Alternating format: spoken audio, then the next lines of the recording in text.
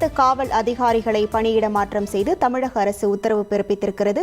முழு விவரங்களோடு இணைகிறார் நமது செய்தியாளர் சாலமன். வணக்கம் சாலமன். எந்தெந்த காவல் அதிகாரிகள் எங்கு பணியிட மாற்றம் செய்யப்பட்டிருக்கிறார்கள்? முழு விவரங்கள்.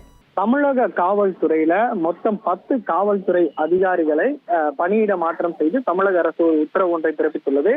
குறிப்பாக நெல்லையில சமூக ஆர்வலரும் ஓய்வு பெற்ற உதவி ஆய்வாளருமான ஜாகிர் ஹுசேனோட கொலை வழக்கு தமிழகத்தையே உலுக்கிய நிலையில இந்த சம்பவம் நடந்த நெல்லை பகுதியில அவர் டிஐஜி பணியிட மாற்றம் செய்யப்பட்டுள்ளார். டிஐஜி திருநெல்வேலி சரக டிஐஜியாக இருந்த மூர்த்தி என்பவர் தற்போது பணியிட மாற்றம் செய்யப்பட்டு ராமநாதபுரம் சரக டிஐஜியாக அவர் பணியிட மாற்றம் செய்யப்பட்டுள்ளார். அதே போலத்தான் மொத்தம் 10 காவல்துறை அதிகாரிகள் பணியிட மாற்றம் செய்யப்பட்டுள்ளனர்.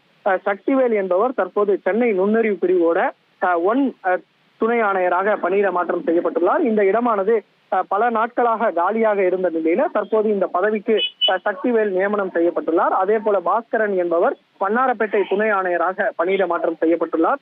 மகளினா ஹைடன் என்பவர் கிழக்கு போக்குவரத்து துணை ஆணையராக பணியிட மாற்றம் செய்யப்பட்டுள்ளார். ஸ்ரீநகர் துணை ஆணையராக இருந்த ஹரிகிரண் பிரசாத் என்பவர் தற்போது மயிலாப்பூர் நலப்பிரிவு துணை ஆணையராக பணியிட மாற்றம் செய்யப்பட்டுள்ளார். இதே போல மொத்தம் 10 காவல்துறை அதிகாரிகளை பணியிட மாற்றம் செய்து தமிழக அரசு உத்தரவு ஒன்றை பிறப்பித்துள்ளது.